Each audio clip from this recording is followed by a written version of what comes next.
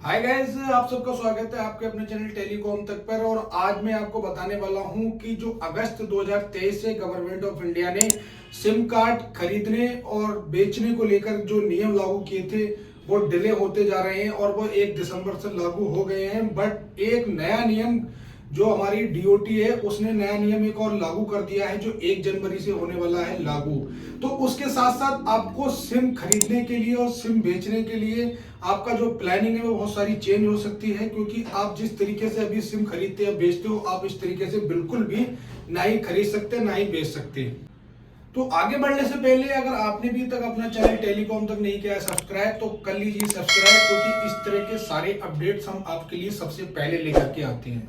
चलिए अब बताते हैं कि आपको कौन सा नया नियम है जो 1 जनवरी से लागू होने वाला है। तो जो नया नियम है 1 जनवरी से वो लागू ये होने वाला है कि अभी तक हम लोग जो भी सिम कार्ड खरीदते थे या हम लोग बेचते थे तो उसमें हम लोग ई केवाईसी नहीं करते थे। अगर हमारे पास ऑप्शन होता था, अगर हमारे पास ऑप्शन है ई केवाईसी का तो हम ई केवाईसी कर देते थे, अगर डी केवाईसी का ऑप्शन है तो डी केवाईसी कर देते थे। तो इसमें क्या होता था, हम एक ही किसी भी बंदे के नाम पर 2 से 3 या 4 नंबर एक्टिव कर देते थे। बट अब ऐसा नहीं होगा, अब एक ही प्रोसेस होगा और वो होगा सिर्फ और ओनली ई केवाईसी के माध्यम से। आप डी केवाईसी के माध्यम से कोई भी नंबर एक्टिव नहीं कर पाएंगे। अब आपको ओनली ई केवाईसी के माध्यम से ही नंबर एक्टिव करने हैं। जो लोग ई केवाईसी को नहीं समझते हैं मैं उनको बिल्कुल सिंपल तरीके से समझा दूं कि ई केवाईसी के माध्यम से हम लोगों को कैसे नंबर एक्टिव करना है और ई केवाईसी क्या होता है। चलिए मैं अब आपको बताता हूं ई केवाईसी क्या है। हम लोग जो ई केवाईसी से नंबर एक्टिव करते हैं उसमें कस्टमर का हम लोगों को फिंगरप्रिंट स्कैन करना मैंडेटरी होता है। उससे हमारा डॉक्यूमेंट्स जो होते हैं फिंगरप्रिंट से वेरीफाई हो जाते हैं। बट अगर हम कोई भी नंबर डी केवाईसी से करते हैं तो उसमें हमारा फिंगरप्रिंट से हम लोग वेरीफाई नहीं करते हैं। उसको हम लोग एक आईबीआर नंबर होता है, सब कंपनियों का अलग अलग है, उस पर कॉल करके हम लोग अपने डॉक्यूमेंट्स वेरीफाई कराते हैं।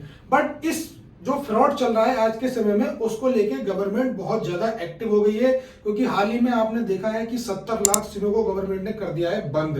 तो इसीलिए गवर्नमेंट जो है अब आपके डॉक्यूमेंट्स कॉल के जरिए वेरीफाई नहीं करेगी, बल्कि अब आपके जो डॉक्यूमेंट्स होंगे वो फिंगर के जरिए वेरीफाई होंगे।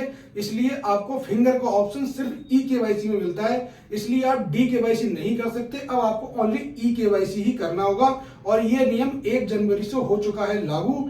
अब आप जब जो भी आप एक्टिवेशन करेंगे 1 जनवरी से उसको सिर्फ आप ई केवाईसी से ही करेंगे।